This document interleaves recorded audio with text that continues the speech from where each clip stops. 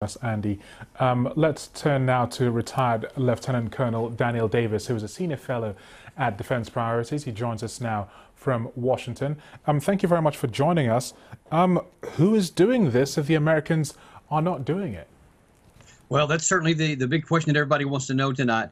But I do think even aside from the denials, I think it's pretty clear that it's not the United States, because you may recall that in April of 2017, when we did launch an attack against a different air base there were, I believe the number was 58 cruise missiles that were used in that attack.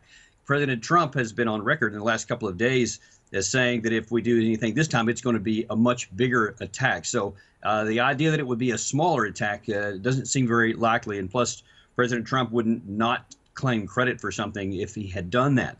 Now, that leaves the question then who was it?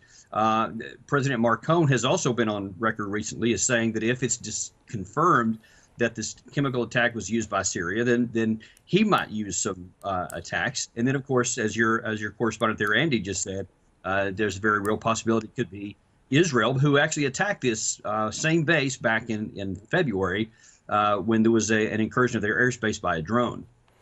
If this, as you say, it's not quite clear, I mean, it's probably the United States is saying that it's not the one carrying out this attack.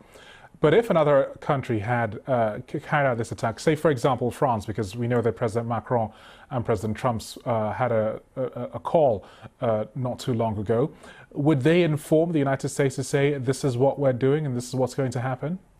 I can't imagine they wouldn't. I feel very confident that they would coordinate that very closely. I don't know why they would choose to do something like that we would potentially want to participate in without telling us. So I would guess that that's what we'll find out.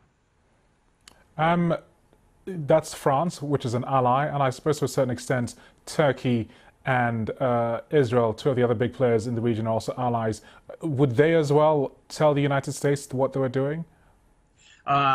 Israel, I would say like 90% yes. Won't give a whole 100% that, because Israel is a very independent player. But I can't imagine that Turkey would have taken the risk of doing something like this, because they think that there's too many other possibilities that someone else would do it. And so I don't think they would want to stick their neck out there and potentially get some response from Damascus. So I doubt that it was Turkey.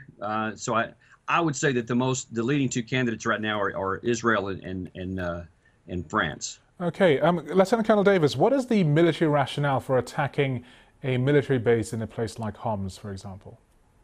Well, I'll tell you, it's to send a message. It's to to try to maybe knock out some anti-aircraft capabilities before they might try to do something larger. I don't know, but I really do caution a lot of hesitant caution on this, because we have to be very careful with what happens next, because Russia has been very emphatic that that they do not want the United States to use this as what they claim is fake news about the Damascus being responsible for the chemical attack. And what the worst thing in the world for the United States and our Western allies would be to expand what has been a contained civil war and then possibly have a clash between the United States and Russia, or to have it expand beyond those borders. And that would be a disaster.